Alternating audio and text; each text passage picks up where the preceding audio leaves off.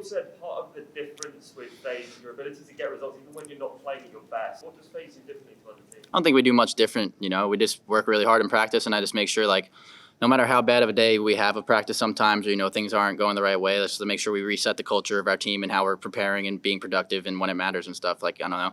I guess maybe harping on practice and making sure it's, like, really, really important for us. But honestly, I just think we clutch up when it matters, and there's great teams in this league, and sometimes we just do it really well. Even more clutch plays from last season. What makes him so effective? Honestly, just the way he plays, like, I think it's really underrated how the team that he has around him, how, you know, they have crazy players like Simp, aBeZy, and Cellium. He's able to fill in the gaps that, like, a lot of players miss. Just even sometimes as a coach, you miss, like, some of these gaps that go open, and he fills it in every time, or he makes sure someone knows that it's open and stuff like that. And I think that just leads to our team's success a lot of the times, and it's super underrated what he does for this team. Last map, your team started shooting bodies. How did you feel watching that? I mean, there's in the moment, you know, we have, like, we're friendly with Boston, and we don't really have bad vibes with any team, so it's usually not taking too much, you know, past that. So I don't really like it personally, but at the same time, it doesn't bother me like that. You know, if they're in their zone and they're doing their thing, I know that that's not going to affect them for the rest of the game. It's not something where they're shooting someone's body, like, in a moment that matters, where it's like, you know, the lack of composure. They do it every once in a while, like, playfully, when it doesn't matter after there's 4 dead, and it is what it is, you know. It's just some friendly banter between the teams. If the 3 teams remaining in the competition, you could face in the finals. Is there anyone you want to avoid?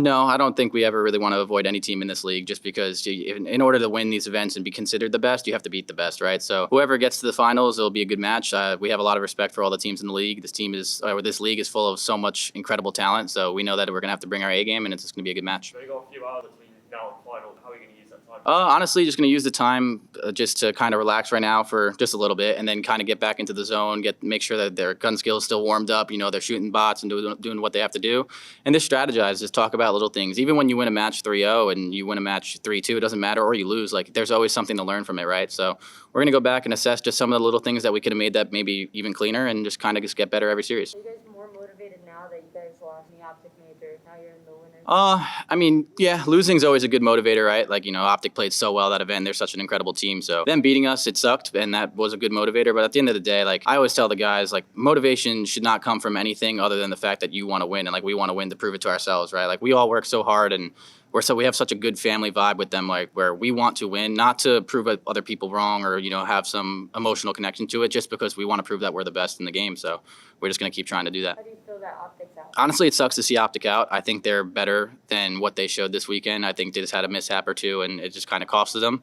I have a lot of respect for that team, from their coaching staffs down to all their players, down to their owner too. Like, they're such good dudes over there. So it sucks that they're out, but I'm sure we'll see them again. And, you know, I don't think they're stressing over it. It's just, you know, a hiccup in the road for them, or a bump in the road. You guys were in kind of a unique situation, having to sub in a player at the last stage qualifiers. I was wondering if you guys gained any valuable lessons from that. I mean, to be honest with you, the only lesson, I guess, that we could have gained from that was just to make sure we're a little bit more prepared when that happens. We definitely weren't prepared for Simp to show up that day and not be able to play, unfortunately. And when that kind of happened, we weren't, like, you know, fully ready to, like, throw Preston in and have him, like, kind of compete with the game plan. So that's kind of, you know, I can take the blame for that, being the head coach, and just, like, not having that ready. And moving forward, that will never happen again. Just like anything from us, like, we'll just make sure that we're fully prepared with our sub. I'll make sure I talk to our substitute player a little bit more to make sure he's a part of the game plan, and just kind of go from there. Even if it takes me playing the game with him on, like, my own, like, I'll just put in the extra hours. But that's really the only thing. Other than that, like, it just kind of was an unfortunate situation for us. In 3 years, you guys